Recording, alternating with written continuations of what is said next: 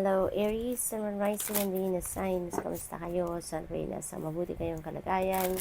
Welcome back po sa Star Tarot. At kung bago kayo rito, welcome din po kayo. Please subscribe, like, share my videos, and leave me a comment po kung naka-resonate kayo. Thank you. So, first message po ninyo, we have the Camel Boy. Sabi dito, small steps and asking for help. So, probably, baka meron kayong mga gustong simulang bagong ganap sa buhay, new endeavor, new ventures, or something like that. At kailangan na small steps lang muna, no? Hindi necessarily na talagang biglaan at tapos agad, 'di ba? Mas masarap, mas maganda kapag unti-unti lang, dahan-dahan lang mong gagawin, 'di ba? Small steps is really very practical, diba? Kasi matututukan mo, no, yung bawat step na gagawin mo. At saka, kung kunyari mahirapan kayo, diba? May challenge at some point, no, don't forget to ask for help. No? Don't hesitate to ask for help kasi always remember na lahat tayo, no, at some point sa buhay natin, mangangailangan tayo ng tulong sa iba. Kaya don't hesitate to ask for help. Alright? So, tingnan natin kung ano ba yung message ninyo for today.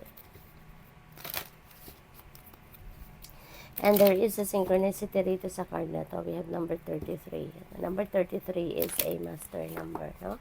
So, I suggest pakitingnan po ninyo yan. Ibig sabihin ng master number 33 for more guidance po.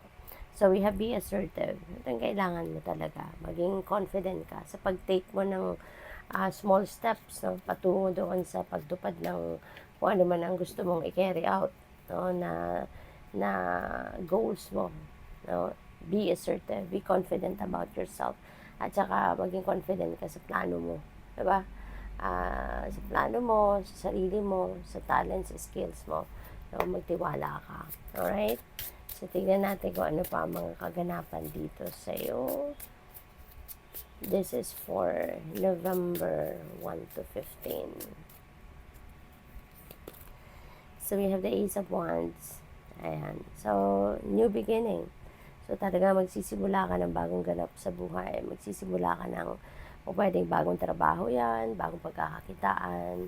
And it could be a new money path that you are going to start, no, sa ngayon. At ang maganda dyan, talagang mapapalago mo yan. You are going to do anything and everything in your power para umasenso ka dyan, para mag-grow ka, no? So, that's really beautiful. So, we also have 6 of Cups. And so, may homecoming dito, no? Baka you are missing someone, children mo, baka nagtatrabaho ka kasi sa ibang bansa or sa ibang parte ng bansa and you are far from your loved one. So, possible na ganun ang ganap dyan. Kaya, pwedeng you are going to decide to go home, muna, kumusta sa mga anak, sa mga mahal mo sa buhay, yung ganun, no? Or, there could be someone dito na gustong tumulong sa'yo. Merong lalapit sa'yo dito, gusto makipag-collaborate sa'yo. That's possible. Or baka merong gustong tumulong sa'yo.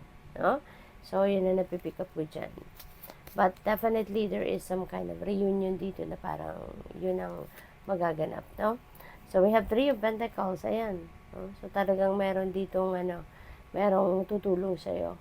You know? Maaaring merong lalapit sa iyo at gusto makipag-collaborate, gusto makipag-partner sa iyo, gusto maging parte ng project mo, gusto maging parte ng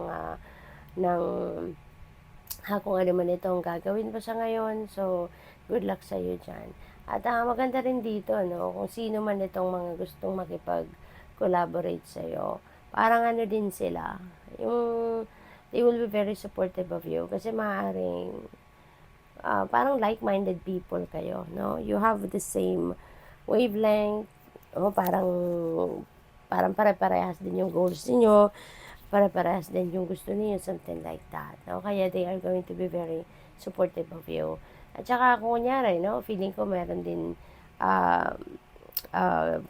baka meron kayong financier, yung gano'n, no? Yung parang, kunyari, sa'yo lahat yung ideas, sa'yo yung, ikaw yung mag-execute ng plano, yung gano'n. Pero, merong ibang taong magfe-finance sa'yo, no? Parang gano'n.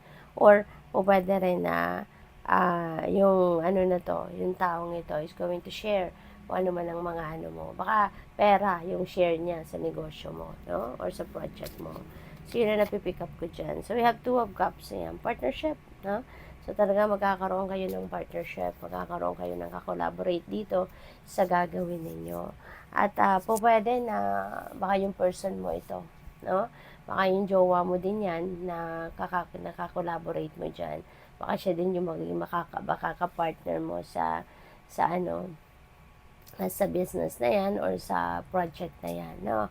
Or, for some of you naman, baka ibang sitwasyon din ito, no? Pwedeng meron dadating na love interest kayo sa ngayon, diba? Kasi very sweet, parang merong love connection dito between the two of you, dito, no? So, pwedeng kung kunyari single pa kayo, baka magkaka-love life na kayo sa ngayon, or kung baka merong, alam mo yun, baka merong manliligaw sa'yo, yung ganon. Kaya, good luck sa'yo dyan. We have 5 of Cups, may panghihinayang, no? Minsan, ang iba sa inyo siguro, nanghihinayang, no? Merong mga, pero feeling ko ano to this could be an opportunity na siguro yun ang gusto ninyo. Meron kayong ibang gusto no? Meron kayong ibang gustong oportunidad na dumating, pero maaaring hindi yan dumating, hindi nag-materialize, no? Ina-expect ninyo pero hindi nangyari. But, at yun na nanghihinayang kayo dyan sa bagay na yan. But there is someone dito na very so siguro ito yung person mo, no?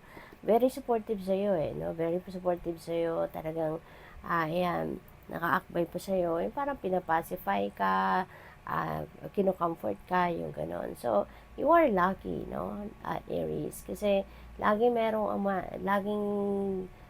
tumutulong sa'yo, merong laging parang gustong mag-ano sa'yo, nagpapakita ng support, no? So, you are very lucky.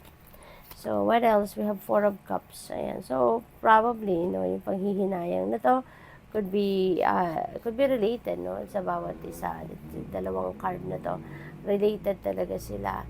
Diba? Yung parang, merong nawala sa'yo or merong hindi dumating, hindi nangyari. Sobrang nanghihinayang ka. Tapos, ito, kasi merong ino-offer na bago ang universe para sa'yo. Merong gustong ibang bagay na makuha mo, no, ang universe. Kaya ito yung kamay niya. Ito yung cup, ito yung opportunity na binibigay niya sa'yo. Pero hanggang ngayon, wala pa rin, kahit meron ka ng offer, meron ng binibigay sa'yo na ibang bagay, parang hindi mo pa rin pinapansin, nakatingin ka pa rin dito, diba? So, be open, be open to new possibilities, be open to new opportunities. Kasi, diba, always remember na only best, diba? Only the best ang binibigay sa atin ng universe. Kung yung isang bagay na yon na minimithi ninyo, hindi binigay sa iyo, ibig sabihin, hindi yun makakabuti para sa iyo. Otherwise, ibibigay sa iyo ng universe yun, diba? Kaya, wag na kayong malungkot, wag na kayong manghinayang, wag na kayong magmukmok, no? Open your eyes, open your ears, open your heart, no? To new possibilities. Kasi meron at merong ibibigay sa iyo ang universe tulad nito. Diba? Merong offers sa iyo. So, we have 5 of Swords. Meron ditong siguro kayo kadiskusyon, baka meron ditong away, meron ditong disagreement, siguro o pwedeng isa rin yan sa ikinalulungkot ninyo, no, na nagkaroon kayo ng away ng kung sino man, kaya kung ano man yan, na wala namang pag-aaway, wala namang pinag-aawayan, or walang pag-aaway, should I say, na hindi naaayos, diba? Maybe you just need some time and space, no, between each other para makahinga muna din kayo parehas. Kaya, yun lang, kalma lang, no, as much as possible. Try to calm down, okay? At isipin ninyo kung saan nag-ugat, no? Yung ano na to, yung away na to, yung hindi pagkakaintindihan na to.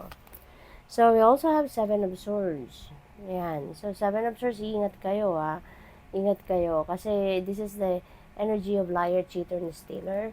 Baka meron ditong, o pwedeng yan ang naging dahilan ng away. Di ba? Kasi, baka meron ditong meron kasi nungalingang ginawa ang taong ito sa'yo. No? Kaya kayo nagalit.